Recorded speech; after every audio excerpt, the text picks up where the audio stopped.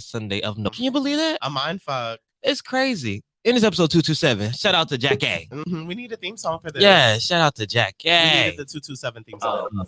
I don't know the 227. Use that. Yeah. Right. Should have told you that in the beginning. Okay, gotcha. There we There go. we go. So yeah, happy 227. Happy 227. And today's a very, very special 227 because I have a very good friend of mine in the building. We have entrepreneur and social media editor for Refinery 29, the amazing P. Cheyenne. Hi, thank you so much for having me. Welcome. you. This was a long time coming. I know, right? I remember I brought this up to you like months ago. Like before our 200th episode, I was trying to get her on like the designer series, and it just didn't work. But I Yeah. guess divine timing. That's right. And then I also ran into Kelvin randomly one time downtown. You remember that? mhm. And you were like, you have to come on the show. And I was Mhm. like, yes. Mhm. But yes, divine timing. And now you're here. And now I'm We got you here, period. Welcome. Yes, Mama thank pulled you. up in a Mercedes. I said, "Oh, you got money." Okay. Love to see my friends doing well. You know what's so funny? That was always my dream car. And when I Really? was 6 years old, I told my mom randomly, like, Mommy, when I get older, I'm gonna grow up and I'm gonna live in Hollywood. I'm gonna have this convertible and driving with my hair blowing in the wind. She's like, yeah, all right. And literally 20 years later, I Now was look doing at the you. exact thing. I love that. Speak those things into existence. I like that. Manifestation is everything. for real. Absolutely. I feel like we really got to teach our parents what it is. Like I don't think they fully believe the vision sometimes, but then like once you show them, it's like, oh shit, you wasn't just popping shit out the ass. You know, because yeah. they didn't see it for themselves, so they Yeah. didn't have any It's a examples. generational thing. Yes, Absolutely. So it's like, so now think about what our kids are going to tell us, and like, Mhm. child, okay, Right. you gonna live on Mars? Okay, cool. Right, all right. 20 years later, You get a postcard. This nigga on Mars.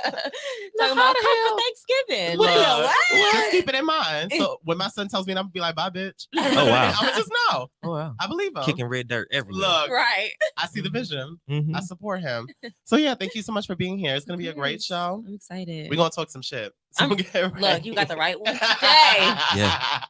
So at the start of the show, Kelvin, how's your week been? My week's been good. It's my Mhm. birthday week. My birthday was Monday. Right. Happy Thank belated. you. Clap it up. Thank Clap it you. up for Clap for yourself. myself. That's weird. Yes. Okay, that's weird. Clap for myself. No, my birthday was Monday. It was really good. It was a very chill birthday because I had too much fun Sunday night.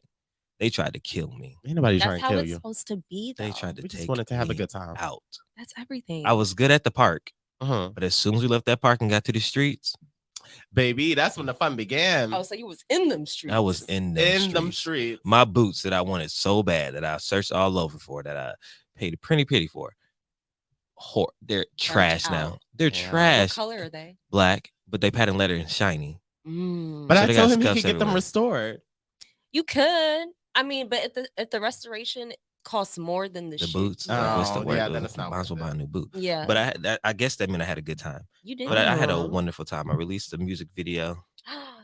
Yes. Yeah. And it was so good. thank Do you want to you. talk about it? Go into it. Yeah, I released a song or 3. It was like a mashup of 3 songs. Okay. My favorite R&B song. So Come and Talk to Me. I Wish by Carl Thomas, and then Knocks Me on My Feet by Stevie Wonder. Yes. So I released that, and it got some good feedback. You know when you release something, you never know how people are gonna take it, Mhm. especially when something you don't normally do. Right. Mhm. I don't think a lot of people knew that I used to sing, so it caught Yeah. people a little off. Mhm. But it was fun. It was fun recording. It was fun doing the video. It was like, okay, this is on Kelvin's bucket list for his next year of life. So Right. now I feel like I gotta do it again next year. You ate that I up. love it. Well, thank you. I was so proud of you. Shout outs to B. Thompson as well. Yeah, shout out to B. Thompson, shout out to Kaylin, shout out to Josh. Oh, you had a whole team behind you. Well, B. Thompson did the keys, and then Kaylin did the direction of the video, and then Josh, being Josh, Mhm. made himself assistant director Okay. because he's not gonna sit back and just say nothing. the We whole all time. need a So strong assistant director. So I have to give him a credit. Okay. Right. Or he was gonna take Oh, that he was gonna credit. take that credit. Period. Okay. Okay. No, but it was good. And then yesterday, Eric had me out in the streets. I don't know if that's part of your weekend or your week, but you had me out. I did have you out. Damn. Okay. I Yeah. was about to say flag on the play. I did have you out. You did have me out. But I didn't. The second event was not my doing. The second one was my doing. Okay. So you had me out in the streets too. It was shared streetness. Yeah. Accountability. Right. Shared Yeah. streetness. Mhm. Accountability. It was a good time. It was a really good It time. was. So, well, that was all your week. That's all my week. Okay. I chilled. I'm grateful. Thank you to all the birthday love that I got. I appreciate everybody. I feel really humbled. I feel really blessed. I feel really full going into this next year. So I'm thank you guys. so excited to see you Nice. evolve That's into a very beautiful. successful 40-year-old man. Thank you. That's the goal. Absolutely. Many 40-year-old blessings. virgin.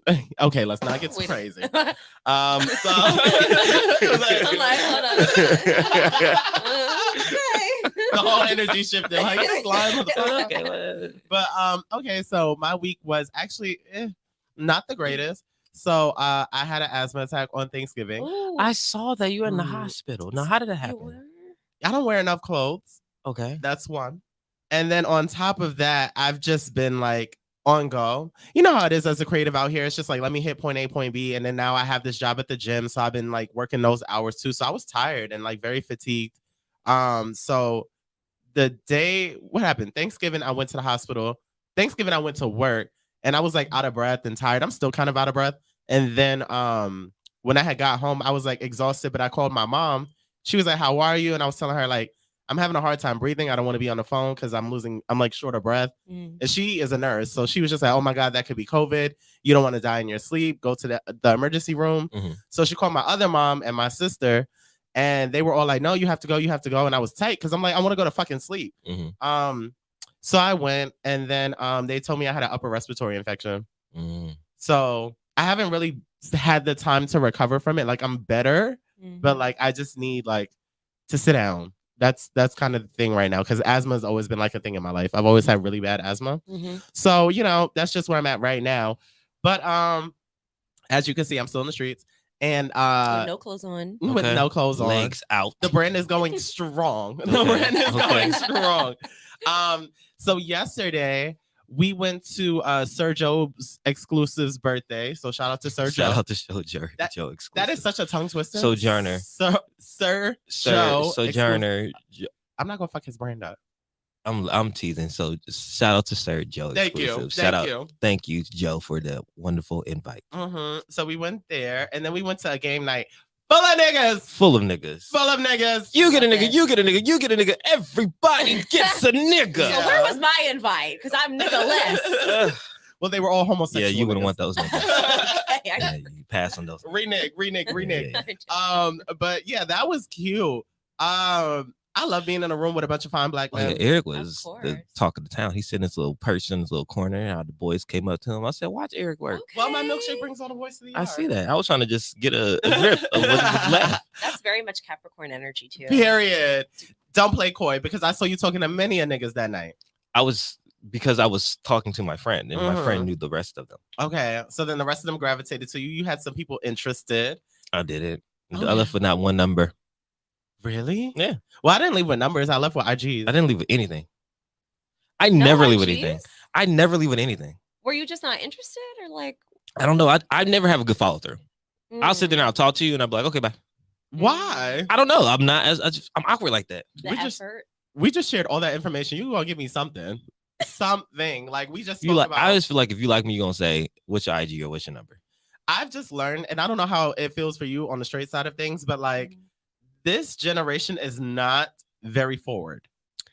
Okay, so I've experienced that out here in LA. I'm from the East Coast. Right. And you know, I- East Coast men, if they want you, niggas are screaming across the street like, "Hey yo, ma, hey yo, red pants!" Like they let it be known. So Absolutely. when I came out here and the guys out here were just not doing that, I there was not a moment where I said maybe it's me because I know it's not me. Okay. Right. Because I went, Gotta okay. talk about it. I've gone like 20 something years and I've never experienced that. So I feel like it's more of a LA thing Mhm. where guys just feel like they should be pursued. And there's only one bad bitch in this relationship. Like, come on. Talk about I'm it. not competing with you. I don't understand what that is. It's just Hey. like the follow through is not there. Everything happens in like codes. Niggas will like blink 3 times, and I'm like, does that mean you need help? You want some Right. ass? Like, what's going on here? Like, you gotta let me know something. You need help or ass? Right. You need both? But that's the culture, and I just haven't learned how to navigate it. But I've been telling myself, I'm like, hey, look, if this is the space you have to navigate, then what can you do? So I try and be a little more forward about it, but Mhm. at the same time, not too much. You don't want to chase. 'cause Yeah. You want some mystery there still. Yeah, but also I shot my shot this week. Did I you? did. I forgot to say that. And that's Okay. really weird for me. Nice. Is it really? It is really weird. I don't talk to nobody. I think that's why people think I'm married. One, because I wear a ring all the time, and then Sure two, Mhm. because I don't ever talk to anybody. Or when I'm out, I'm usually with my friends, and they think that I'm talking to my friend. Like when I went out with Daniel, Yeah. like 3 people asked me, like, "Daniel, your nigga?" I was like, "Are we giving nigga vibes?" Because I didn't think we was giving nigga vibes. It's just Chocolate standing right Daniel or there. Daniel? Chocolate Daniel. Oh, okay. Like he's just standing there. Like, what is this? A prop? Like, no, that's my friend. Prop. Like, what? No. So I think that it's really weird. So I finally this is boy I know. And the one I'm dreaming of. That's Whitney. Okay, I thought it was, but I wasn't sure about. How the would I reference. know? Oh, it came on last night. Gay, very gay. That was very gay of me. Mhm. Okay, but this guy who I see all out about he magically appeared at my birthday party. I don't know how, but I think it was God. So I talked to him there, but I also was inebriated. Yeah, baby, fucked up. Very fucked up. But I seen him again on Thanksgiving night because Brian made me go out. Granted, I had a piece of weed brownie, so I was a little high. But I was chilling, and I'm standing there, and guess who comes stand next to me? The guy. The guy. And I'm like, wow, this is crazy. So we have a conversation, and then the white man come up and try to like cock block.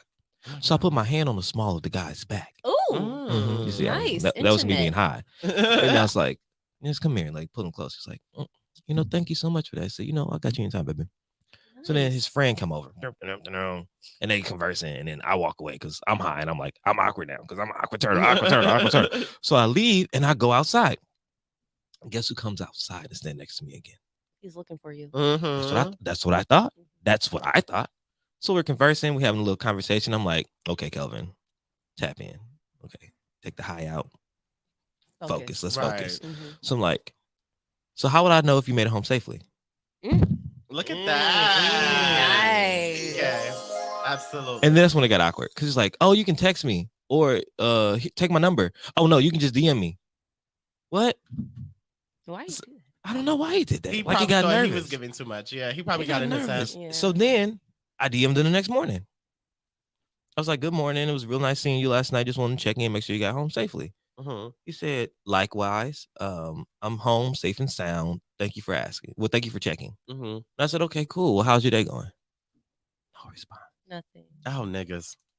I'm sick of it. Oh, wrong one. Yeah. No, they're both trash. It's fine. So that's that on that. I'm never shooting my shot again.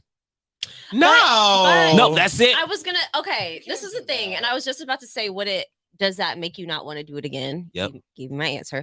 But in the moment, did you feel good putting your guard down? I did. And that's a feeling that you should hold on to. Absolutely. Because there are so many, there are going to be more opportunities. I look at that as the practice round for you.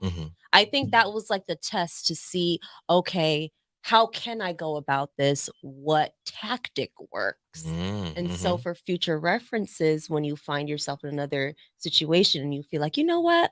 I think I'll step outside my comfort zone for this one again. Yeah, right. And then you'll have your game tight. And then I think like, I'm going to take that. Yeah. I'm going to take that. And then when I see him again, Fuck I'm just going to act really normal. I'm going to act like I never sent a DM. Yeah. I'm just going to act real basic. Oh, what's up, man? Really basic. Like it's every day. Yeah. Like you would text and like DM any guy like that. Yeah. That's what I'm going to do. Be normal. You definitely have to shoot your shot. These niggas love Kelvin, and every time I go out, they pay me dust and go straight to Kelvin. I'm like, I'm the one with no fucking clothes on. They love to have conversations with me. Like, come on. This is a fucking Mormon, and I'm sitting here trying to give you good puss. Me. Y'all are not Me taking me going home on. alone. I'm married to myself. I respect that, though. Yes. I respect it. But how was your week?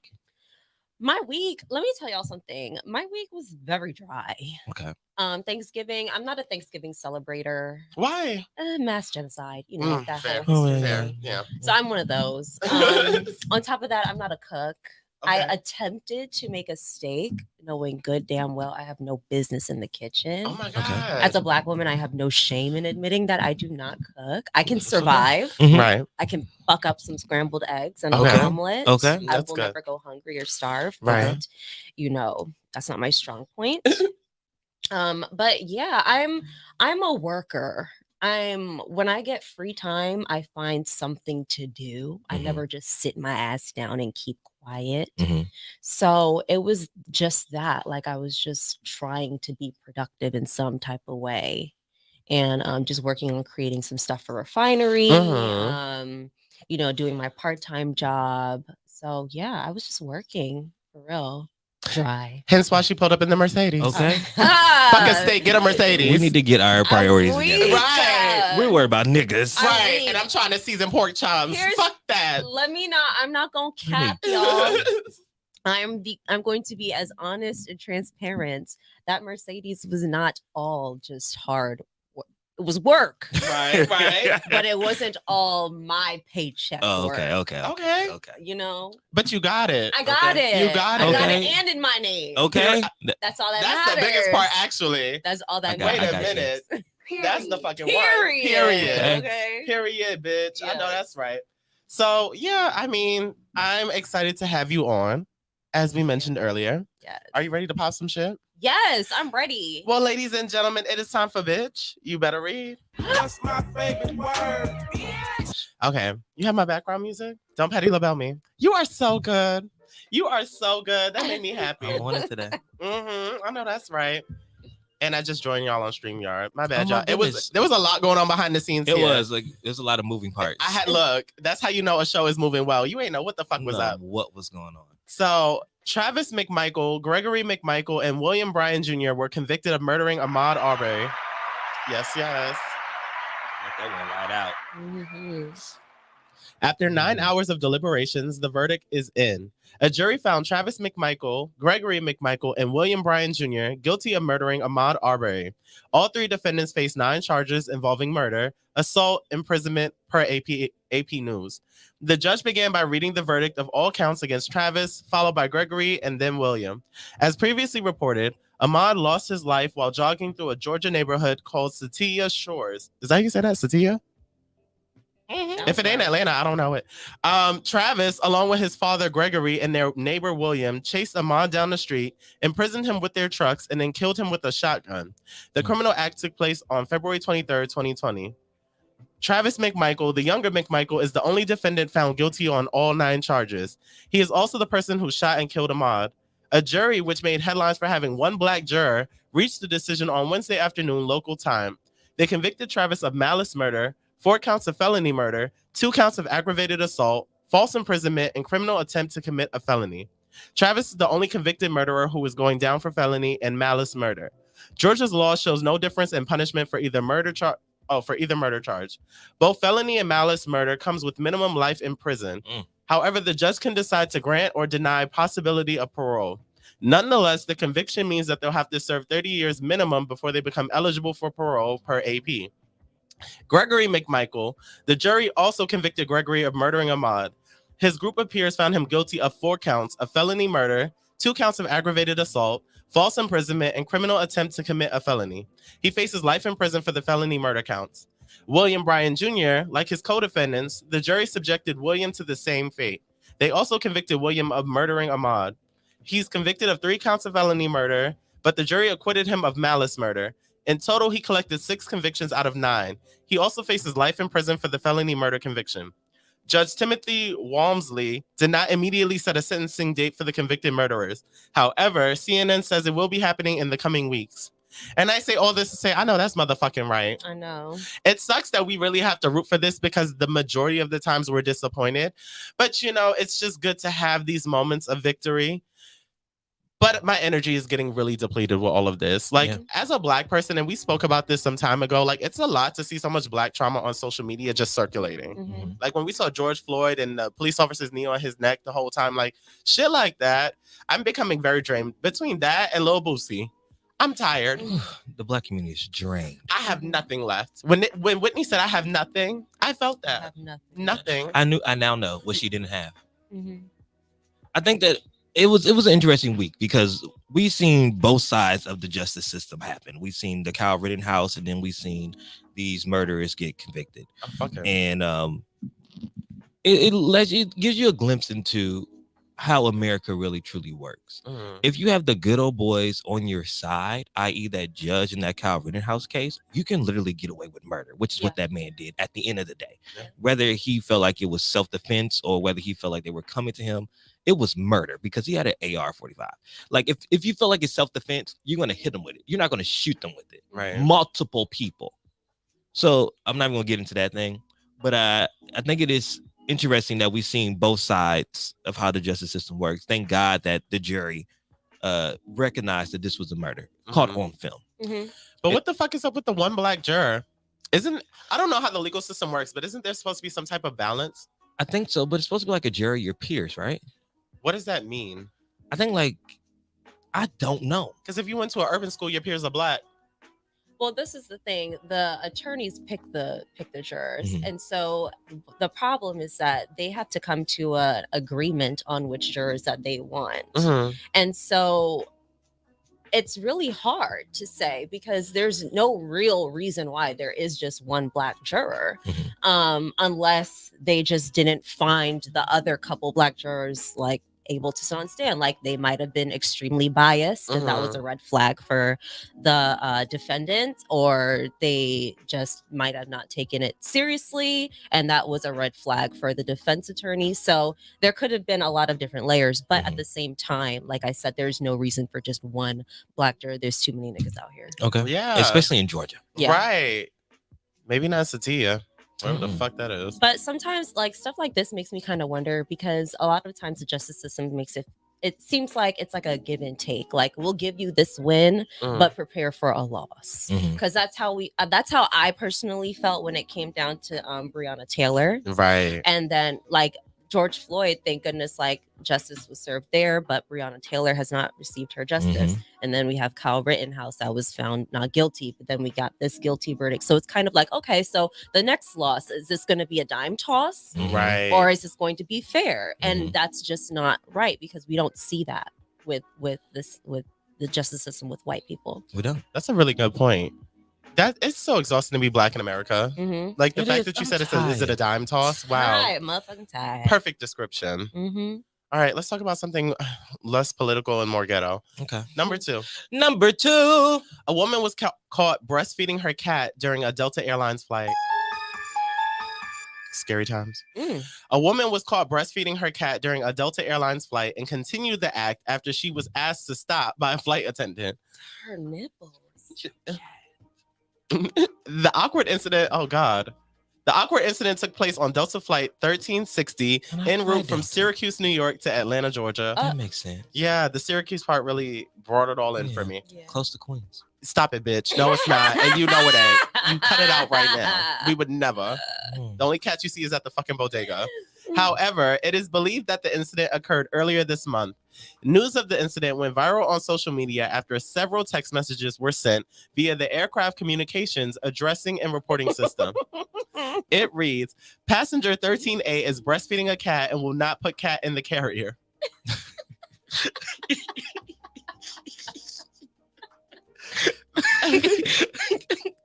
You imagine getting that. You on dispatch on the other side. And you like, what the fuck's going on this plane? This is a secret code? Like, what's going on? A flight attendant named Ansley Elizabeth, who worked during the flight, said on TikTok that the woman was met by security guards once the plane landed in Atlanta. This woman had one of those like hairless cats swaddled up in a blanket so it looked like a baby. Her shirt was up and she was trying to get the cat to latch on and she wouldn't put the cat back in the carrier. And the cat was screaming for its life.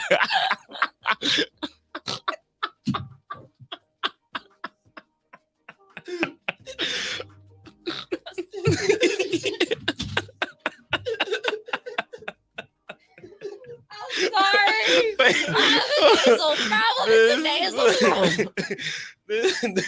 This poor cat. Oh I'm dying because what are the chances that the cat is screaming? The cat is screaming. Oh my Get God. this titty out of my face. Oh my God. According to Newsweek, the message was sent from a flight attendant, and in response, ACARS said the situation will have to be addressed by the airline's red coat team once the plane lands. Delta Airlines requires all animals to remain in their carriers, and breastfeeding mothers are allowed to breastfeed their babies during a flight. Delta fully supports a woman's right to breastfeed on board Delta and Delta Connection aircraft and in Delta facilities. Breast pumps are allowed on board at the airport, and if you prefer, many airports do offer private lactation rooms or spaces. I'm sorry, I'm trying not to laugh through the story. Ask a Delta associate if you need assistance locating one at an airport.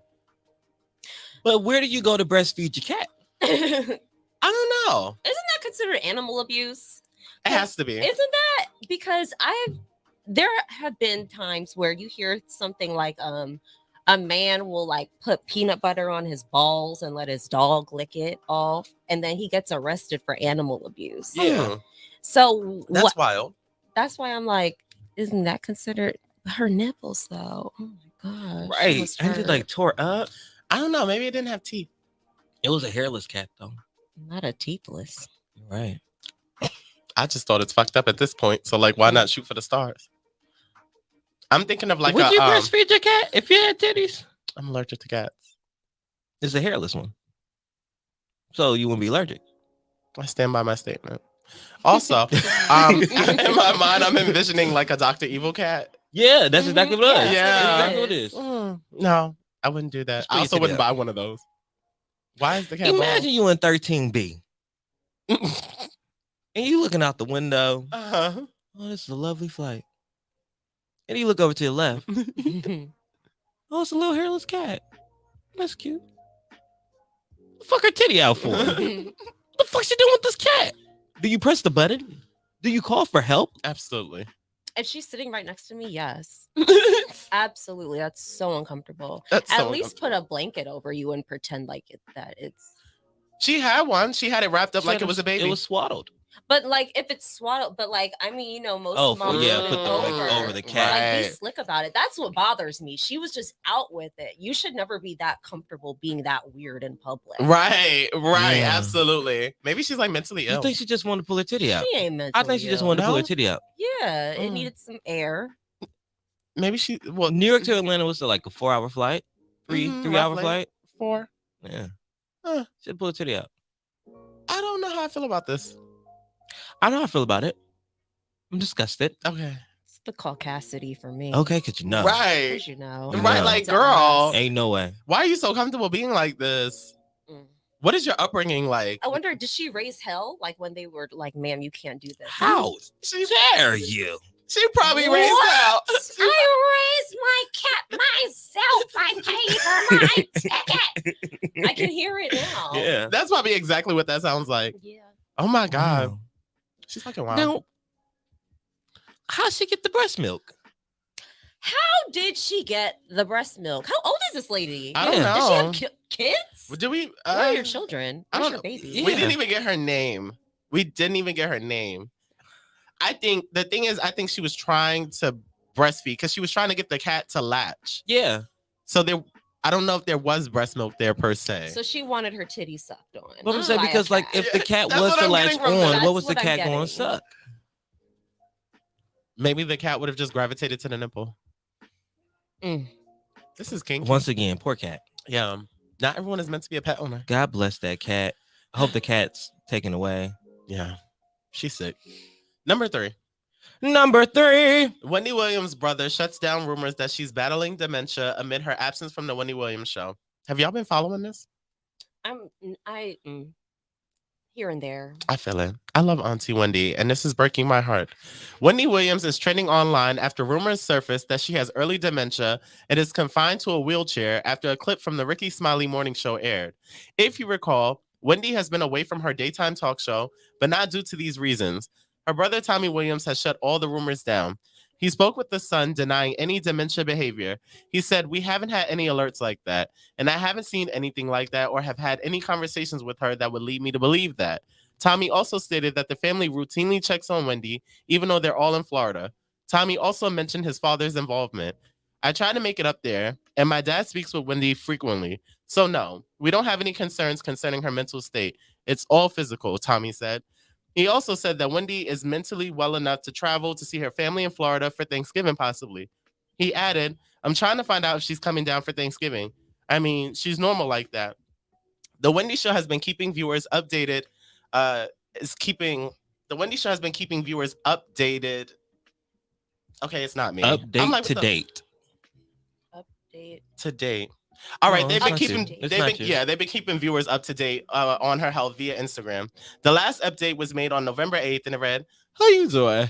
I miss you all. As everyone knows, my health has been a hot topic. I'm making progress, but it's just one of those things that's taking longer than we expected. I'm a woman of a certain age, and I know enough to listen to my doctors and will return to my purple chair as soon as we all agree I'm ready. Wendy continued thanking all of her staff and guest hosts for stepping up and stepping in while she couldn't be there. Let's hope Wendy can continue to make progress with her health and return soon. Now, for me, I'm still concerned because Wendy doesn't even like her brother, and this has been documented. Exactly. So at this point, I'm just like, she ain't telling you shit. I don't even know that you have her number currently. Quite honestly. Well, maybe talk to the dad. Yeah, maybe the Talk to dad. I don't believe that Wendy has dementia. You don't? I don't believe I that. don't believe that either because she's not. Has anyone posed any concerns about substance abuse? Now, you know, we've had many a conversation about that. Well, not us individually, but like us as a society. We've been talking Right. about Wendy's drug use But like for some- publicly, has anyone straight out in her team came out and say she's not doing this? Not yet. And then the conversation hasn't happened since she was at the halfway house. And Remember? see, that's the problem. That's the bigger picture. Mhm. Everybody's ignoring the big ass purple elephant in the room. Mhm. The fact that she had a problem, she's very capable of falling back in that problem. Mhm. She's had a number of health issues that very well could be caused on by that problem. Mhm. True. And nobody is talking about it. Not to mention her family life is shit. Exactly, especially after the loss of her mother. Mhm. Yeah, it's just becoming a lot. So I don't really know at this point. I'm just so concerned. Like, I think there were conversations that they were going to give her show to Sherry Shepherd. Yeah, I don't see that happening. I don't see that I see it. The ratings have gone up. They were trying to give it to Nick Cannon, but Nick Cannon's too, like, we are the people and too friendly with other And he celebrities has for his that own to do show. well. Yeah. Mhm. Yeah, His ratings are not doing well. No, they're not. I'm not surprised. But I think the ratings were up for Sherry Shepherd in an absence of Wendy. They weren't like up Because of because Sherry Because of Shepherd. Sherry. yeah, Got I think it was like okay, we had finally a good week, people watching, and now Right. the rumor mill is going. I do think that Wendy will come back. You do? I do think so, but I think she may come back too late. I think if she don't come back, wow, I sound like I wrote that article. I think if she doesn't come back before the end of the year, it's done for the Wendy Williams show. Oh my God. I can't see this going on another month with them doing a rotation. Talk about the end of an era. I remember when this show first aired, I was hooked. I would not miss a single episode. Yeah, you just come on in the daytime on Fox and then night at on BET. Yeah. And now here we are. I really hate to see Wendy go down like this. You know, it's sad because I know that her reputation isn't the greatest at this point, and a lot of people want to see her demise. But I'm Mhm. just like, a lot of us do the same shit for free. Yeah. Mhm. We do the same shit on these In the blogs comments. and in Mhm. person. So it's Mhm. like, is what Wendy's doing really that bad? She just has a platform. Yeah.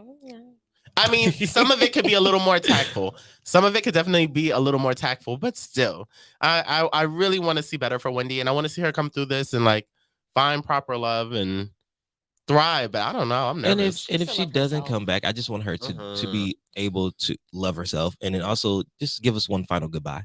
I don't want the show to go out like this. Mhm. Like she has too much of a legacy. She's built such an empire for herself that this is not the way I want it to go. Like down. But Mhm. Wendy has too much pride to like let it get out like that. Yeah. I think she's gonna do some type of goodbye. But the thing is, Wendy doesn't seem like the type that would just let it go without her kicking and screaming. Yeah. Mhm. Yeah. She's not that bitch. That's all she has left at this point is that show.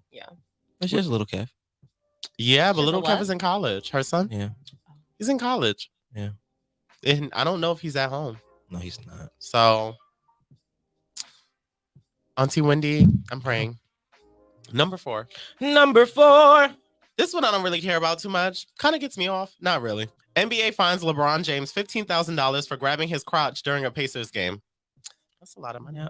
Maybe it was a big crotch. I feel like LeBron James is well endowed. I know he's thick as shit. I think he is too. I don't know if I want it, but I feel like he's well endowed. I know I want it. Do you? It's LeBron James.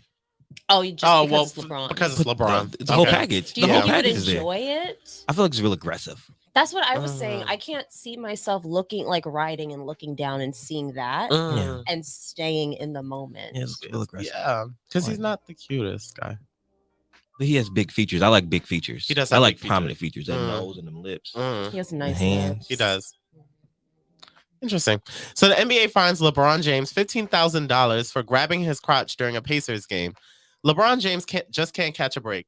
The NBA star is being hit with a big fine over a move which is being labeled an obscene gesture. Have y'all seen him do it? No. I'm gonna show you what Is it a lot? Did it look Was it a big? handful? It's low. It's low enough to not know what he's grabbing. Oh, that's not fun. Well, What's in it for me? the thing is like LeBron gets away with a lot, so I don't even see. Yeah, because the when he problem. elbowed that guy and made his eye all bloody. He and only got suspended for one game, and the guy was gone for 2. Mm-hmm. Both of them, if they're both going to be gone, they should be gone for the same amount of time. Yeah. But LeBron does shit like that all the time, and he gets away with it. It's a lot of favoritism in the NBA. He's worked for the clout, but at the same time, he bloodied that man's eye. I would have whipped his ass too. He sure did. I was like, Isaiah, whoop his ass. Whoop his ass. I wanted him to get a hold of him. Mm-hmm. I'm not a big LeBron fan in general. I don't follow sports like that. I mean, I love black athletes, but I was just like, okay, fight. Mm-hmm. I know that's right. You're the most interesting part of the show. Mm-hmm. Absolutely. That when y'all run across the court, get to see what's going on down there. All right, Kelvin, while you look, I'm going to continue. Take it down. I'm going to find it. I'm determined to find this. I respect the hustle. During the fourth quarter of the Lakers game against the Pacers, with only 1 minute and 17 seconds left, LeBron made a pretty awesome shot, then celebrated the move by grabbing his crotch. Now there's a backstory according to TMZ. Indiana fans had just been ejected for grabbing their crotch, presumably taunting LeBron, and it apparently caught his eye. After making the next shot, LeBron returned the favor to the crowd by grabbing his crotch. Los Angeles Lakers forward LeBron James has been fined $15,000 for making an obscene gesture on the playing court and warned for using profane language during media availability in response to league-imposed discipline.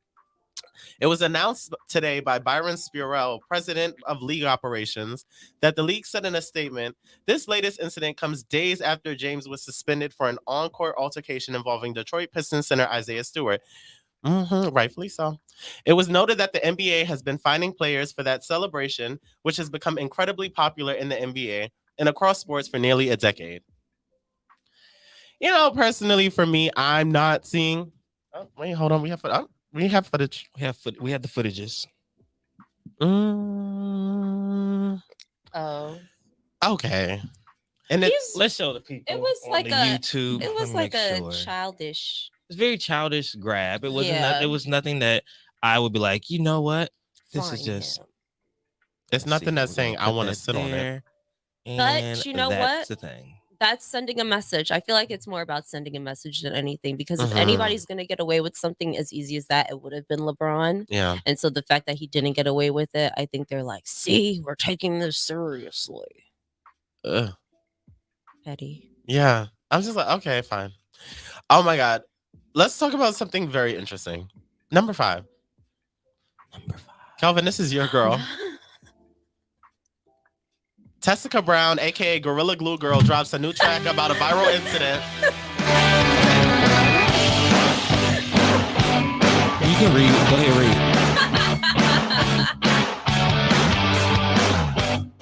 read. You can read. Oh, you can read. Go ahead. Go ahead. Read the story. It's so long. Because it's long enough for you to read the story. Who produced this track, master? London on the track. Oh, thank you. And she said she wants Nicki Minaj on it.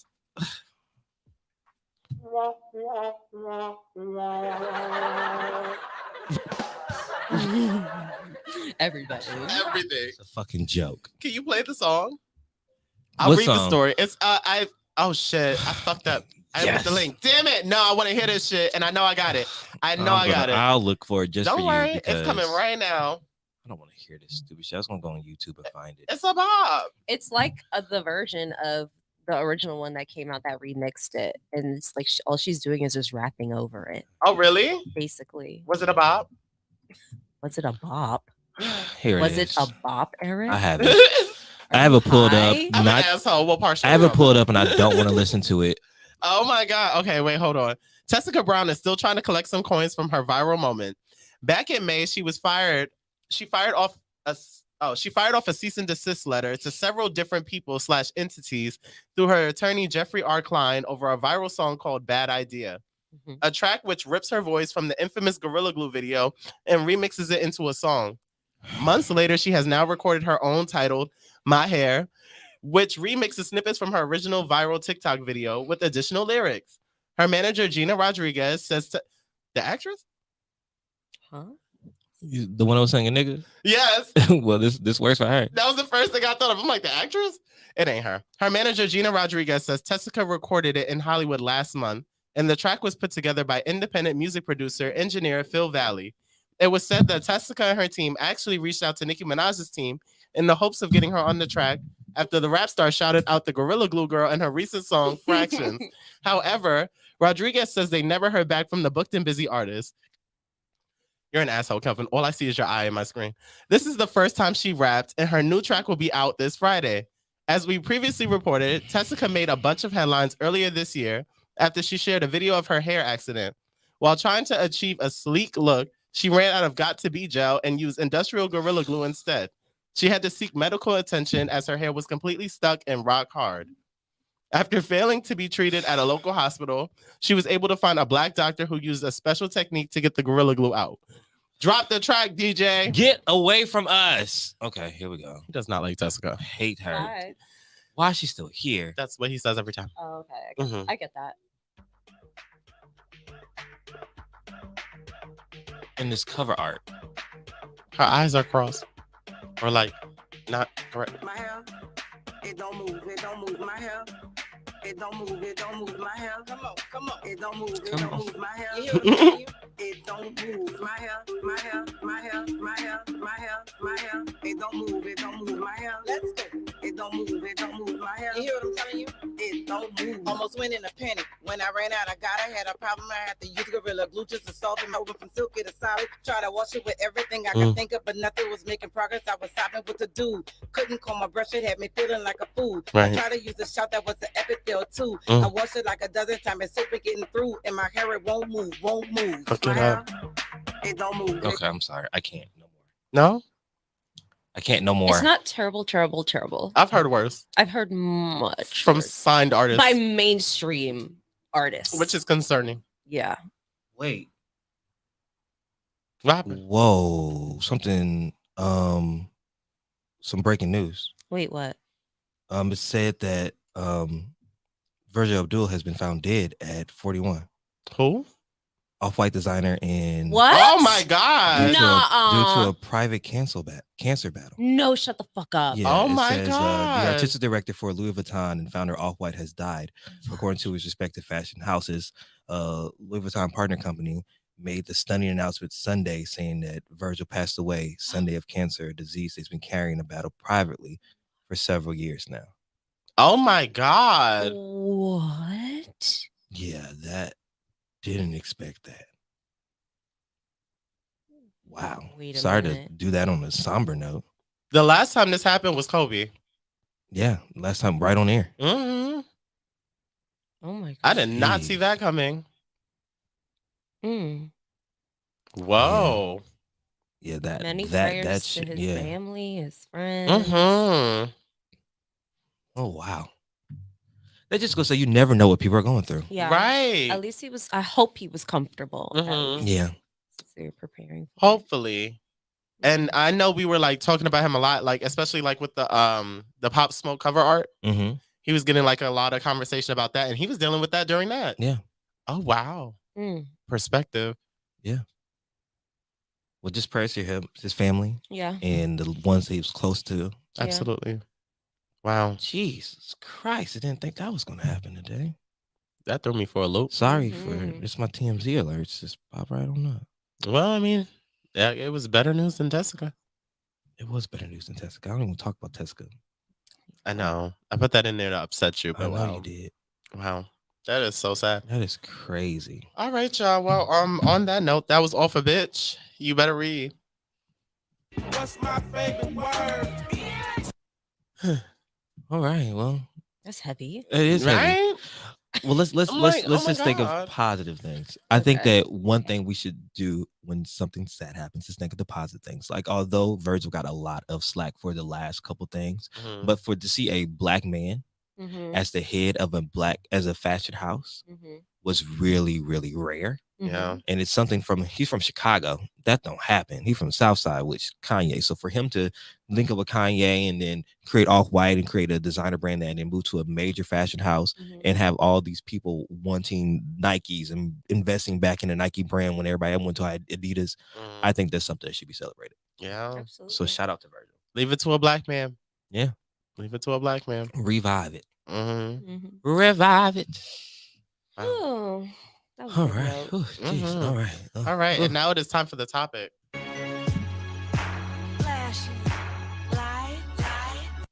All right, ladies and gentlemen, I already told y'all we have the amazing entrepreneur, young icon, Miss B. Cheyenne in the building. Hello. So we want to get to know you. Okay. What you wanna know? So I met you at AfterBuzz. We were both hosts, getting it, journalists. You know how that goes. And we just connected. I don't even know how we connected, I quite don't know honestly. either. I think you said that where you were from, and I was like, oh, I was born in Jersey. I'm from the East Coast. I think it was just a moment. Yeah. And I think we just built from there. And I remember you came to my birthday. Well, first I saw the sweatpants that me and Kelvin both have. We should have worn them shits. I know. We should have fucking worn them. We should have Shout all the out to days. y'all. That's like OG vulgar. Oh my God. I love those sweatpants. I'm so glad. Please stop looking at my dick. Yes. Which causes everyone to look at your dick. Your penis. Yes, courtesy of Shop Vulgar. And I that was the first thing I ever got from you. And then I remember I had ordered the wrong color and you were so accommodating. I was like, that is good business. That is really good business. I try. Then I invited you to my birthday. And not only did you come through, you came through with this custom denim jacket that I am obsessed with. Oh, oh my God. It says Big Dick Energy on the back. And I believe it has like an LV print on it. Yeah. And like fur on the inside. It is the best denim jacket I've ever had in my life. Yeah. So I say all that to say, I was like, yeah, fuck with her. Happy. Oh, So you are a designer. You are an entrepreneur, CEO. So this the is what way you're gassing right now. This is what I'm getting so from all of funny. this. And the time I've known you, this is literally what I've known in my head. So like, how do you define yourself? I don't know. Like, to be honest, I honestly just define myself as just like a creator, to be honest. I'm more of a person where if I see something in my head, I just want to put it out there, whether it's a design, just a vision, a goal for myself. I just create, like, whether it can be a product, an idea, just anything. And so I really kind of just put myself in that box of a creator because I feel like it has an open window for anything. Yeah. So what was that aha moment that you realized you were creatively inclined? When I was living in Maryland and I never felt good there. I always felt like I was a big fish in a little pond. And I was going to Howard University, HU. Shout out to HU. Period. And I was studying, getting my degree in journalism, and I was enjoying it. But I'm someone where I can like to do something, but eventually I'll get tired of it. And I feel like there's a bigger picture for me, and I didn't feel fulfilled. And I always felt like I was robbing myself of true happiness and not pursuing what I really wanted to do, which was fashion at the time. So I said, you know what, I'm going to give myself time to pursue my career in journalism, master what I need to master in that. And then when God has the opportunity presented to me and everything is aligned, I'll be able to really pursue my true passion in fashion. And I found that in taking that big ass risk and coming to LA. And that was when I was like, you know what? This is the time. I'm around so many other creatives. I feel a bond with them. I see so many people doing what I want to do. They have similar stories to me. And so it's like, why don't I just take that risk? And I just did it, and I'm super, super happy that I did. I love that. How long have you been in LA now? It'll be 3 years in January. Okay. It's like, it's still new. Like, I can't say, oh yeah, I've been here for Matt. Like, it's still very new to me. Like I told you guys, I just moved to Sherman Oaks. Right. So I lived in Hollywood for basically 2.5 years. And so I'm exploring the Valley and seeing what's out here. So it's still foreign ground for me, but it's still, I feel more home here than I did living in Maryland. And I was there for like 15 years. Yeah. Damn, that makes sense. Hell. I mean, I think that that's important, like on your journey, just like that idea that once you're here, it takes time to get acclimated. This is a whole new climate. It's a new creative space. Like you have to find your tribe, what you want to do with yourself, your living situation. Like it's a lot of shit to establish. Yeah. So, but I'm also an only child, and so I don't settle for anything. Like I had a really good life growing up, even though I had a single mom. I wanted for nothing, I hear that. and so a lot of times in my life, I'm just like, why am I gonna settle for this if I want that? It just doesn't make sense. So when I came to LA, I'm like, I don't want a roommate. I don't want to live in a box. Right. I don't want to work a basic 9 to 5. And I made sure that I did everything I could to supply the type of life that I would want. Because I said, if I'm going to live here, I'm not going to come out here and have less than what I'm used to back home. If that's the case, I could go back home. And that was just like what I had my eye on. That's the fucking energy. That is. And a lot of people don't have that. So what was it that really made you say, because you talked about manifesting your car, Yeah, and manifesting being out here. yeah. Do you think it's the power of manifestation, or is it the idea that I can? Wow, that's a good question. It's wow, that's a really good question, because I feel like the manifestation really, really added an extra sprinkle. Well, the I can added on to the manifestation, but a lot of it is also God. I'm not, and I'm not even like one of those like read the Bible, go to church every Sunday. But me and God, like that's big homie. Like we talk about it. As long as I got King Jesus, I swear, don't need nobody else. Amen. I really don't. I had such a strong faith in God, and that's what pushed the faith I have in myself. So even when I have moments where might be quote unquote failures, I don't look at it as that. I look at it as like, this is a lesson that God put in my life, so I can continue to build myself to be a stronger woman, a stronger Black woman, a stronger creative, a better friend, a better daughter. And I feel like as I've had that mindset fueling me, that's just made me even better in everything that I've pursued. So it is like I said, a lot of I can, but it's more so I can because I have faith in God. I feel that. Yeah. So what would you say the biggest roadblock has been for you since moving here in regards to creative, the life experience? The biggest roadblock, to be honest, there are a lot of distractions out here. A lot of distractions. It's just a different world from being on the East Coast. And the people are LA people are just different. And I keep a very small circle of friends. And I love that because I'm an introvert. And so when I need to be extroverted, I will be, but I prefer to have my small group of people. So with that, I have trust issues. I don't just let anybody into my life. I don't give everybody the same energy. I'm more of a watcher than I am a doer or engager. And so that was a struggle for me, kind of getting used to the LA attitudes and personalities and flakiness, and learning that I can't take that personally. That's kind of just the culture. Yeah. At least on the entertainment sector of it, it gives. Like, I mean, like, because my understanding at this point is that a lot of people move here and they feel like in order to get along, they have to act a certain way. And they have to, you know, dismiss everything that they've known prior to this point. And it's like, this is my new persona and we're going to stick with this. And it's like, so ugly. I tell people all the time, like, there's a fake bitch in Ohio, there's a fake bitch in Nebraska. And if they moved here now, they're fake LA bitches. You know? So it's just like, yeah, I feel that. And, you know, I also think that's a Capricorn thing where it's just like, we're very laid back. Like, we're observant of everything and we want to get certain shit done, but it's just like at my own pace. Yeah. At my own pace. So I feel that. Yeah, it definitely is. It's a protection thing too. So, you know, I won't say that we're prideful, but it's just a self-respect thing. Right. That's just what it is. Yeah. And I think that you tapped on a really good thing, because I'm not from the East Coast. My people from Jersey, but I'm from the Midwest, from Indiana.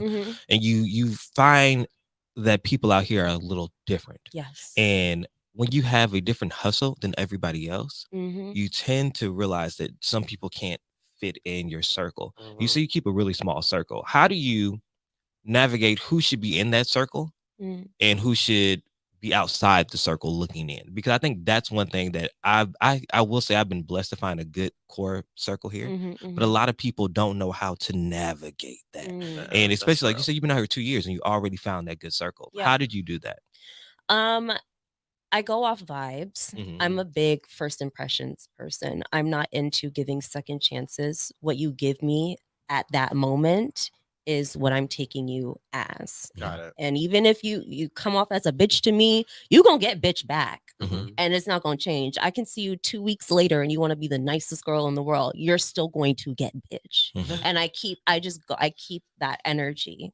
And so when I judge people, I base off like, how are you treating me as a person? Are you listening to see what I do for a living first, to see if I'm worth being in your world? Do you call and check on me? Do you make the initiative to hang out? Do you how engaging are you into getting to know me and my life? And I've always been that person that's asking questions and getting to know people. And I've always found myself in a place of being the friend that's being vented to. And that post when they say, make sure you check on your strong friend. Right. I'm always the strong friend. Got it. And so I pay attention to those friends who do say, B, what's up with you? Like, how are you? Do you need some food? I know you've been working a lot. And so those relationships, I really take heed. I really appreciate those. And I try to just really nurture those relationships as much as possible, because it's a lot of energy to have good friendships like that.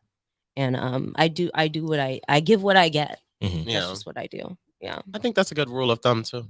It is. What you put out, you will receive. Absolutely. Treat these bitches like they treat you too. Exactly. Oh, wow. Absolutely. Well, I'm a little A more gutter. urban. Yeah. Yeah. Know your demographic. Oh, wow. So I want to talk about Refinery 21. 29. 29. 8 up. Where am I at? 8 up. I am. Yeah, sorry, my bad. Math, never my strong suit. Good. Refinery 29.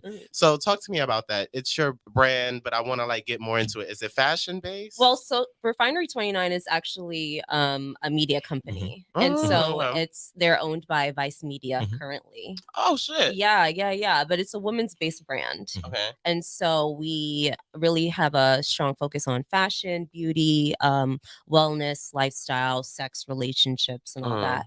And so this, as a social media editor, I have a big part in just doing the content creation, but also idea creation for a lot of the articles that are posted. Unbothered is another one. Unbothered is the all Black women's group. So that's a whole other beast in itself. And those women are amazing. But altogether, Refinery 29 is basically a media company. And so that's my role in there creative wise. I just come up with just different things that I find relatable in the realm of what women care about, and I create just off that. It's amazing. It's like a blank canvas for me to just do what I want. And how did you fall into that position? How did you find out about that? Child, let me tell you. Okay, so I was originally working at a nationally syndicated radio show, as doing social media, and the supervisor and I, we were just not it. Got it. And it came to a point where I just emailed her supervisor and I said, look, I gotta go. We're not meshing. The moment I sent that email, I hit send. She called me, the supervisor called me and was like, Bree, what do you mean you're leaving? What's going on? How can we fix this? Begging me to stay. And I was like, as long as I don't have to work with her, I'll do anything else. So she put me onto another nationally syndicated radio show based in New York. And so I worked there, and that was a great experience, but I wasn't being fulfilled. I didn't feel fulfilled. It was just a lot of entertainment stuff. It was a lot of gossip stuff, and it didn't feed me. And so I was just in a really dark place personally, because I knew that I was not happy and I was just getting by to pay my bills. And then I just happened to say, you know what, I saw a post on LinkedIn for Refinery 29 for the social media role, and I said, fuck it, I'll apply for it. I've been rejected from so many other places. What's one more? Right. And so I applied for it and they loved my resume. We did the first interview. I was like, okay, I've done a bunch of first interviews. That's nothing. Did the second interview. I was like, okay, this is interesting. When I hit the third interview, I was like, bitch, I'm in there. Okay, Like, okay, I'm in there. Period. And so this was my very first full-time like job out of college in my career field. Wow. So this was a really a blessing at the perfect time. And it just like fell in my lap. Like I couldn't have asked for a better opportunity because it was more than just entertainment and gossip. We were creating things that actually mattered and that could carry on for a really long time. Like I had long lifespan type content. And it's just uplifting and a great team. And it just felt like home when once I started that first week, it felt like home. And I've just been there ever since. And that was during COVID. That was the biggest thing. I got a job in the middle of the pandemic, October 2020. I got that job. Congratulations on your 1-year anniversary. Yeah. Thank you. It's been great. It's been great. It's been great. So this all goes back to divine timing. Yes. And how when you feel like things can't get right, they take a 180 and surprise you. And it seems like you have that narrative going throughout your life. Like, this is what I did, this is there. So how does that show up in your work? How do you put that divine timing and the blessing that you're receiving? How does that show up in your work? And how you give that back to the people that you are servicing with Refinery 29? I really, the bigger picture for me is just always staying myself and being true to who I am. A lot of times with social media, it's easy to get caught up in numbers and what's trending and things like that. And while that's all very important because you want to carry off those numbers, you know, I've just always found success in being myself, just authentically, unapologetically. If I come off as a bitch, I'm a bitch, but I can be the sweetest bitch in the world. And so I've just always had that energy. And I think that's why God's blessed me so much. I've never tried to be anything else but that. And so that's how I feel like I'm able to serve and bring a different voice and a different outlook to what was once a not very diverse team. I feel like it's my job, it's my duty as a Black woman to bring a perspective that they're not familiar with. And while Unbothered is full of very strong women, not all Black women have the same story. And because I've lived a life, like I've lived a life. I have stories for every type of situation you can think of. And so I just feel like being me, being honest, being bold, just doing what I want to do and saying what I want to say is the best way I've been able to serve in general, not just with Refinery, but in every relationship I've had. I love that. And I just want to pour into you really quickly because I have been a fan from the distance because like we don't hang out much. I but know. I feel so connected to you on social media because I go through your stories and you talk about like relationship struggles and dating struggles. And I'm like, this bitch is so open. Like, I'm really open. And I love that because not a lot of people are, but I'm like, these are the things that people need to hear because like you see yourself a very pretty girl. You seem like you have your shit together, but I'm just like, here she is like letting you know she ain't always sweet. Not at all. Which makes you and your brand so relatable. So it's just like, I can only imagine your content with Refinery 29. It's just like, this girl's an open book. She gives me a little like urban. She gives me classy, but she gives me don't fucking play with me. And I love that. I love it so much. I love that. Thank you. Congratulations on all your success. Thank you so much. I'm cheering from the sidelines. I appreciate it. You know, I try to channel that in Vulgar. Like that's the whole reason behind Vulgar. The name Vulgar, it carries off like, you know, people think vulgar language inappropriate. And I hated that it was just in that box because most of my adult life, I've always been called vulgar. My mouth is crazy. Relatable content. You know, and so I'm like, don't put me in a box. You know, I might talk big shit, but that doesn't mean I'm just a vulgar ass bitch all the time. And so I'm like, you know what? I want to flip this word. I want to make it more about being bold and just doing what you want to do. And if you call that vulgar and inappropriate, then that's a personal problem. But you know, you're going to love it here. Period. Absolutely. You know, you want to be vulgar. So just put that tight little dress on, girl. Be vulgar. And I think that's a big part of the root of self-discovery, like taking the power back, really understanding who you are. And the question I've been getting a lot from people is, what are some things that they should know when they want to take a leap towards their career path or maybe moving to a new state or city? So like what top 3 advice that you have for anyone trying to start something new or move somewhere? My number 1 is make sure you are emotionally and mentally strong. Moving to LA specifically is not for the weak. Baby. When I tell you there's something everywhere that you will not experience back home, even like Coke is everywhere in this bitch. Everywhere. And I don't judge anybody. Like, you do what you want to do, but back home, that's not a thing. Out here, it's like Coke with coffee. Like, that's how they start their day. And so if you know you're not the type of person to really want to indulge in that type of stuff, and if you might be a little too weak to reject it, then you need to make sure that you are building yourself to a point where you're strong enough to really have your head on straight and stick to what you have to get done. That's number 1. Number 2, I would say have a really good support system with you. Even if that could be like your relationship with God can be the support you need. Sometimes that could just be a supportive parent. That could be that best friend rooting for you. Sometimes it's nice to just have that. It doesn't have to be a huge team, but you need some type of system, some type of backbone when you are feeling weak. You need something and someone to make you feel stronger. For me, that was my mom. My mom supported me at like, I knew nobody coming out to LA. I had no job. I had nowhere to live. I had no car. I had nothing. And so knowing that my mom backed me and she was like, go do it. That's all I needed. I love that. And number 3, just fucking hustle. Hustle your fucking ass off. Just do whatever you need to do. Meet who you need to meet. And don't let your pride stop you from doing things. I got off the plane looking for a job. Put my bags up in my Airbnb, went to different nightclubs. Do you need a bottle girl? Are you hiring? Do you need a radio personality? I write too. Like I was on that shit. And I got a job like the first 2 weeks I was here. I love that. Can we clap that up? Yes, we can.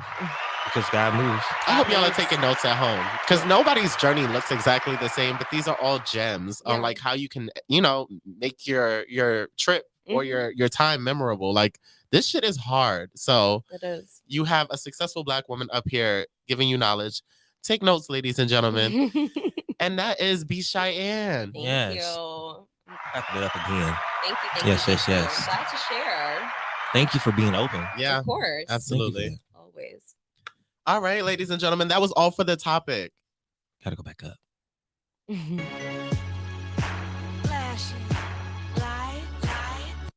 And now it is time for the question of the day. Why didn't it go? Question. There we go. Why didn't it go? So today's question of the day is, and Cheyenne brought this up to me, and I was like, you are on to something. So today's question of the day is, where did y'all get the phrase, I'll choose the latter? It's the latter and the former, right? What the fuck does that mean? Look, here we go. Now I'm about to get angry. Right? We were discussing it, and we were just like, you bring up how you brought it up in your story, and then I'll go from there. Okay, so basically, in my Instagram story, I said, I have a question. How do you guys know what option you're choosing when you say I choose the latter? Like if it's between this or that, I choose the latter. Why? How do you know it's the second option? And then on top of that, why a ladder? Because to me, a ladder is high up. Yeah. And if you're climbing up a ladder, it's at the top. So if it's the top, is that the first option? And if you're at the top, you have to go back down. So like, how do you know it's the second? Because you start from the ground and then you go up and then you come back down. And why are we talking about ladders? Right. What does a ladder have to do with 2 options? And the way you're reacting is the same way everybody in my DMs reacted. I swear, like 20 people was laughing at me. And I told my mom about it. She was like, call me before you do stuff like that. It sounds so crazy. No, I agree. I don't know why they say I'll choose the latter. Yeah. But I just know like from sayings. And it took me a while to figure what the fuck out that meant. Because like who just says stuff like that? I went to a Black school. I went to HBCU. We don't say shit like that. So I think I thought it's just because it's the end part, and it's like I don't know. I just know the other part's the former. Like I'll take the latter or the former. But even that, the former. Like why is it the Latter former? is opposite of former? Yeah. I don't know. And is that like, okay, so does this mean that there can only be 2 options? Right. I guess so. Because what if it's a 3-choice prompt? So what's the former?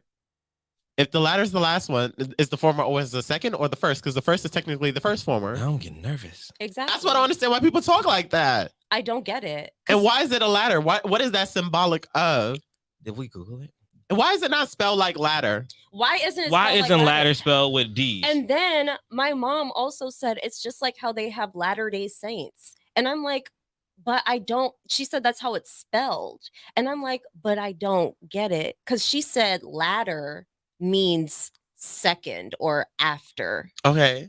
And so and then she's like, it's like Latter-day Saints. And I was like, okay, but like Latter-day Saints. So what does that mean? Like the first batch of saints weren't good and then they brought the second batch in. And then the second is more superior. Right. Because you didn't want the former? It's because you didn't want the former. I don't get that. I don't like that. I don't like that at all. It makes me want to fight. Yes. And we had a very lengthy conversation about this. We had a very lengthy conversation did. because, I never thought about it. I thought about it to myself. And once I understood the meaning of it, DK, once I thought I understood the meaning of it, I'm like, okay, whatever. I'm leaving that. And then once you brought it up, I'm like, no, you know what? Let's unpack this shit. Yeah. Let's fucking unpack this. Because what do y'all be talking about? And why do y'all speak like that? Kelvin's trying to research it. He looks so perplexed. Exactly. It says it's Old English. It definitely. And it's more slowly comparative to late. What? But at a later time. So lastly and finally. So the last. Yes. So after. Yes. Why that word? Because if that's the case, I can say I'll choose the hammer. Yeah. I'll choose the wrench. Right. But it seems like it comes from the word latar. So lator. Oh. So almost as in later. Niggas just be fucking up the English language and just doing what the fuck they want to do. Because I said if it's spelled like that, then it should be said like that. Because if you pronounce it like a ladder, like I'm climbing up a ladder, obviously I'm gonna be confused. So maybe I'm not the dumb one. I guess it's bad phrasing. Yes, it says in the modern use of the more common word is later, which is a form from the mid 15th century, and perhaps a new formative of the variant of the word ladder, which survives mostly in the phrase the latter, which is the former to use avoid repetition. Well, they can leave that in the 1500s. So I guess it started back there and then we changed it to later. Well, then I'm not the problem. So moving forward, I'm fighting any bitch. Anybody that says I'm taking a ladder. Square up. You gonna take this ass whooping. Okay, I'm gonna stare at you in your face and I'm just gonna start taking my earrings off because clearly you want to fight. Clearly. You want to fight me. So fight me. Ladder or ladder. now. Ladder or now. You want to fight ladder or now? Oh my God, because that shit don't make no fucking sense. Well, we have to flip it. Now or ladder. Now or ladder. Yeah, because the ladder will be the fucking bitches. Wow. So maybe that's what the candy's supposed to be called too. Now or ladders. Now or ladders. Yeah. Wow. Maybe that's why we say it like that. Now ladders. Ew. Who says that? The Midwest. Midwest. Now ladders. Really? Was it now ladders? Y'all say pop too, huh? Yeah, we definitely say pop. And I stick by it. And I stand by pop. Because me and Eric go back and forth about this a lot. That's so awkward. And pop is a pop. That is You should have got pop for saying that. No, y'all should get pop for saying soda. It sounds right. Soda. Nobody soda? says that like that. Soda. First soda. of all, we're not from fucking Massachusetts. Yeah. You sound like you're from Fargo. Oh my soda. God. Can I get soda? I don't like that at all. What is a soda? Nobody says it like that. It's a soda. Soda. It's soda. It's a pop. I can't talk about nobody because I say things like off too. Like I say embarrassing. I say Maryland. Mm-hmm. Like when I first moved here, I was saying y'all say Sepulveda. Mm-hmm. I say Sepulveda. Oh my God. Sepulveda. You gave that so much depth. Yeah. Say it again. Sepulveda. Sepulveda. Oh, it's like a girl. Yeah. Sepulveda. Sepulveda. She's supple. Sepulveda. That's like the girl that was on that Ja Rule song. It was Vita. Yeah. But I mean, yeah. Sepulveda. Wow. I wonder how she's doing. I don't know. Sepulveda, if you out there. Right. call in. The number is 323-900-0478. You gonna get a call? Y'all talking about me, Okay. right? Supple, girl, where you been? I can't. Oh my god. Oh my God. This Y'all show are is crazy. ridiculous. Y'all are crazy, actually. That was such a good question. It Thank was you a for good that. question. Thank you for that. Because It I needs wouldn't to have be had answered. a basis without Cheyenne ranting about this. I'd So be high. were you? Yeah, We gotta do that together. should. That'll be fun. Question. All right, take us. Oh, now it's time for If I Told You That. Oh, it's me. Yeah. Yay. Today's If I Told You That is, what is the purpose of human life? Oh, Lord. To die. Oh my God. Really? We live to die. Morbid. That's your final answer? That's it. I thought he was gonna divulge. I thought he was gonna go in depth. Okay. All right. Okay. Let me stop. Let me stop being morbid. I think that sometimes we do live to die, and what we do depicts how people feel when we die, because those are the memories left. So, like, what do we do that leads up to that?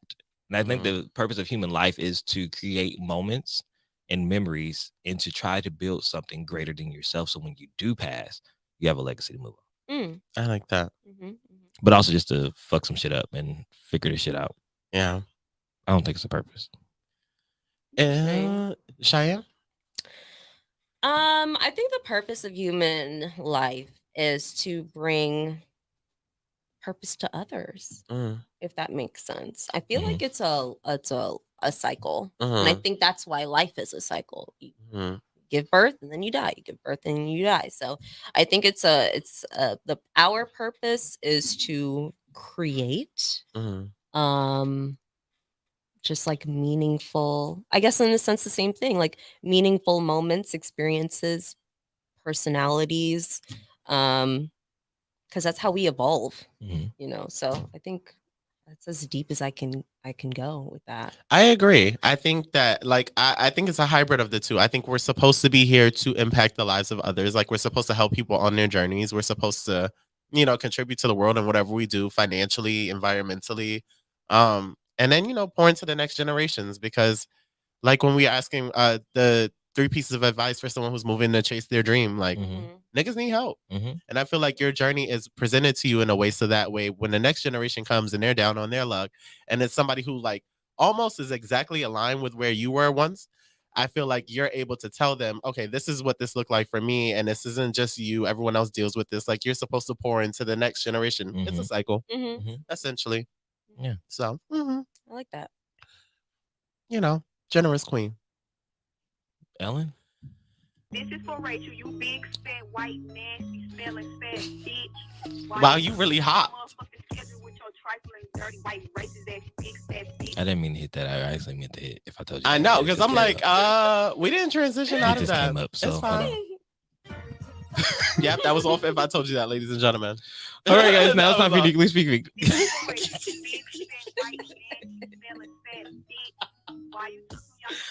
Oh, wow, this show. Oh my God, I wouldn't trade it. All right, guys. So I had a Uniquely Speaking in my mind, but after reading the news about Virgil, I think that we should dedicate this Uniquely Speaking to him. And I think what we should recognize is what I mentioned a little bit earlier, is that sometimes people don't see other things for us until we see things for ourselves. And when we look at the life of Virgil and think about the things that he's done that was not common for people that look like him, was absolutely amazing. And I think in our lives, we have to see it and say, yes, I can, but also put in the work to do the things that you can do. And I think that Virgil was a really good example of saying, like, okay, I'm from the South Side of Chicago. I'm going to hook up with Kanye. We're going to do this thing called Pastel. Pastel didn't work out, but I'm still going to create my own brand Off-White. And then from the ground roots, build Off-White to be one of the major fashion houses. And not only take that fashion house to another level, but then go to the biggest fashion house, Louis Vuitton, and change the way that they look at their men wear. And then also go over to Nike and change the way that we go and buy shoes. With this whole like 50 drop that just came out, it's one shoe, but the laces just changed colors and people need it. And I think that what we can learn from his life is that if you have a dream or a goal, aspiration, because the man was 41, and I think sometimes, so that means he didn't really get into his good jush Yeah. until he was like 35, 36. And that's when his name became a household name. And I think sometimes when we look at our lives, we think, damn, I'm 20 something, I'm 30 something, I'm not where I want to be yet. And then we get discouraged. So maybe this dream isn't really for me. Maybe I should just give this up and try to do this, and not thinking that your time is going to come when your time is going to come. And I think that what we should take from Virgil's life is that it's okay to be a little off, if you get what I'm saying. And it's okay to be who you are, because eventually the world will catch up to who you are. So that's this week uniquely speaking. This is for Rachel, you big That was fat so white good. I love man, that. Thank you. smelling Right off the top. Why you Always. eating out the motherfucking schedule with your trifling, dirty, white, racist ass, big fat bitch? I Right. actually forgot about it until you brought it back up. It was just, it's still like kind of jarring. Virgil. Yeah. Mm-hmm. Yeah. Like, what the hell? Yeah, it's shocking. You know, I really believe that we're only supposed to be here to do what we're supposed to do. And it's just like, once you hit that mark, God is like, all right. Time's up. Mm-hmm. And I think there's something beautiful about that. Like, It is. you know, especially because he got to like touch some of the spaces that he wanted to be in. You know, for me, one of my greatest examples is like Aaliyah, when people are like, you know, I wish she didn't do Rock the Boat and stuff. But I'm like, I can only dream that like, if there is a way to go, I do it doing something I love, completely oblivious, you know? And I feel like that's what life is about. Just like really sowing into yourself, sowing into others, and doing what sets your soul on fire. Because there's so many people, like you mentioned earlier, that settle for these 9-to-5s and things that they can't even fucking stomach just to make it through. And it's like, what is the purpose of life at that point? Like, what is your quality of life? You know, I measure mine by time. So like, if my time isn't spent in a space where I feel like I'm having fun or like I'm replenishing myself or something like that, then the quality of life is, you know, devaluing. But I don't know. This is like a whole, I'm gonna go home and like really ponder Unpack this it. whole thought. Yeah. No, and honestly, it makes you think. When things like this and shocking deaths like this happen, even like with Kobe and with Chadwick, it makes you really take a step back and like, okay, what am I doing now to leave my legacy later? Yeah. And makes you almost like reevaluate the things that are important to you. Absolutely. All the things that you feel like you were petty about, or the things that you feel like you let to the side, really don't matter. It's like, okay, what can I do from this day forward to make myself be remembered? So when I pass, somebody will say, you know what? This person lived an example of a life that I felt was good. I love that. And the crazy thing is, between the, if I told you that I was pondering, it was this one, and it was like, if you were to die tomorrow, what would your legacy be? So fuck it. If you were to die tomorrow, what would your legacy be? I think I left behind a legacy of just extreme loyalty. I feel like that's going to carry out in every relationship that I've fostered throughout my life. And I think that is enough to really make people want to carry that off. I feel like I hope people model after the way I treat them, to be honest, not to sound like, you know. No, I get that. You know what I mean? Yeah. But I hope that the way I've treated people with loyalty and trust and just in a beautiful manner of respect, I hope that they say, you know what, I want to be just as good of a friend to the next as B was to me. I love that. I think I just want to be a light. I want people to remember me as a light. Someone that brought joy, someone that brought a little piece of happiness whenever it was going through, or someone that's like, okay, you know what? I know I can call on Kelvin. He's going to put a smile on my face. Or, you know what? I'm not having the best of days. Let me just go and just be by the energy. Yeah. You know, I'm super about energy and vibes. And if the energy's off, I don't like it. And that's always try to bring positive energy and positive light. So hopefully, and prayerfully, people say Kelvin's energy and his light outshined him. Because I know that it's not me. And that's like always my prayer. Like, God, less of me, more of you. Let your light shine through me so they can see you through my mess. Yeah. So that's always the prayer. I love that. I feel like I would leave behind a legacy of love. Like, everyone that I meet, I'm going to pour into you, even if I don't know you. There were some guys at the party last night talking about like ambitions and shit. And I'm like, yeah, you should do it. Like, I'm such a dreamer that I've always had people affirm me. And I realized that I am like, technically the unpopular opinion, in the sense that a lot of people don't have that growing up. So for me, it's like, anytime I hear somebody with a dream, I've seen so many good things come from me just off hope and faith alone, that I'm just like, you can do it. Like, so when I leave, I just want someone to be like, he really encouraged me to live the life that I thought I could live. So that, you know, Just be a vessel. Yeah. I think that's like the purpose. Mm. Purpose of life. Yeah. Being a vessel in whatever form takes hold of you. Right. Mm-hmm. I like how that all tied in. Me too. Good job, Erie. Yeah, I do what I can. I do what I can. Mm-hmm, So it's that time of the show, ladies and gentlemen. I'm ready to get the fuck Yeah. ASAP after this shit. Someone gave me a Thanksgiving plate. Shout outs to Ray. And I'm very excited because it has oxtails on it. Yes. Yeah. Oh, I'm so fucking damn. excited about it. I'm so excited about it. I'm just like, I wish I had like leftovers. I'm trying to catch up because I spent the night in the ER. It's fucking ghetto. And then I had Popeyes on Thanksgiving. Oh wow. You know, and I love Popeyes, but that was the one day I was like, I don't want this Not shit. Thanksgiving. The fuck? They sell turkeys though. Really? Cajun. I've never had Popeyes. I never had Popeyes. I never had KFC. That was not a thing for me growing up. It was like I'm shook. never. I don't know if it's because I'm Jamaican. Like I grew up in a Jamaican ass household, Mm-hmm. but that was just not a thing. Wow. I don't think I knew you were Jamaican. Both sides. And you don't cook? Wow. My mom stays trying to talk about get on Zoom, get on FaceTime. Let me teach you. No, ma'am. Wow. I've been very I am fortunate shooketh. in dating guys who know how to cook. I know And that's I've right. just let that rock. But Jamaican food is so good. It is. It's delicious. Can you learn how to make jerk chicken? Especially when my mom makes it. Can you just learn how to make jerk chicken? Do you want my jerk chicken? Not right now. Okay. Not right now. Testing. That's why I was like, first. can you learn? And then get back at me. I'll get back at you if I learn. Okay, fair enough. I can hold my breath. Shit, you already see I got asthma issues. So it's fine. But yeah, shout outs to Ray for that. I'm very excited. But now that we're at the end of the show, what have we learned today? I will start. Do not breastfeed your naked cat on Delta Airlines. Yeah. It is very off-putting. Yeah. It is very off-putting. Yeah. It makes no sense. I don't even know, like, atomically, is it atomically? The body? I don't. Physically, Yeah, I don't know how the physically, I fuck don't you know that breastfeed a happens. cat. I don't know. I don't think you could lactate. I don't. I didn't know that cats like titty milk. No. No. They don't. Maybe they thought kitty milk, titty milk. I think she's a white woman who's out of her fucking mind. Yeah. I've learned that you should not grab your crotch during a basketball game. Or if you do, grab it towards us so Yeah. we can evaluate it. Mhm. I've learned that Tessica is probably not going to get her feature. Y'all got that? That was good. That was really good. But like certain ones, Russell Westbrook, Yeah, Russell Westbrook. sling that my way. Or Jason Tatum. Oh, we're getting a little too deep. Mhm. I don't know. Or that's what I want. Oh, Oh, there it And is. then Closed mouths don't get fed. okay, I know that's right. And I'm hungry. okay. Gobble gobble. Swallow it up. Okay. Swallow it up. We are so inappropriate for someone Sunday morning. Okay. I've learned Tessica Brown's not getting her future. Oh my goodness. But it was about I've learned leave Tessica in that damn glue where they need to be.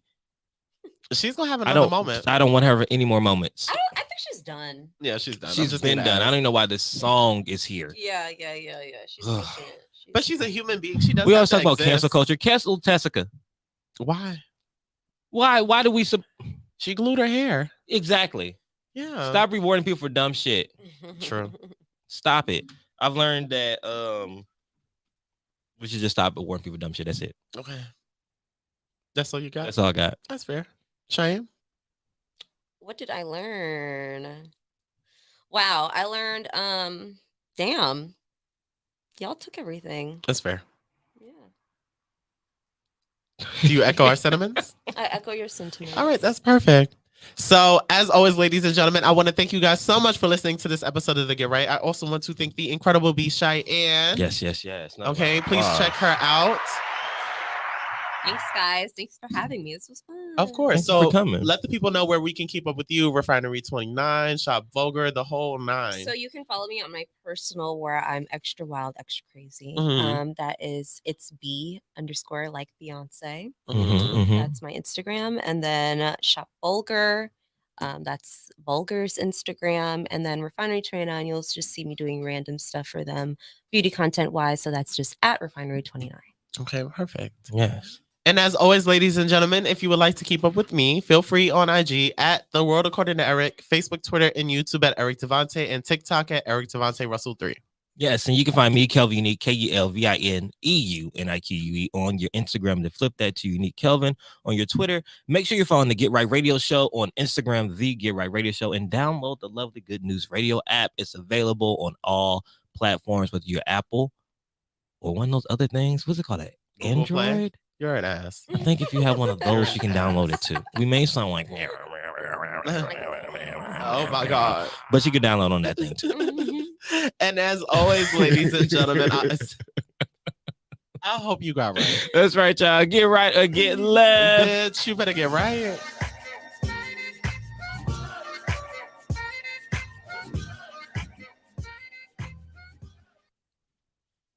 Yay, we did it, Joe. Yay. And bye, people on StreamYard.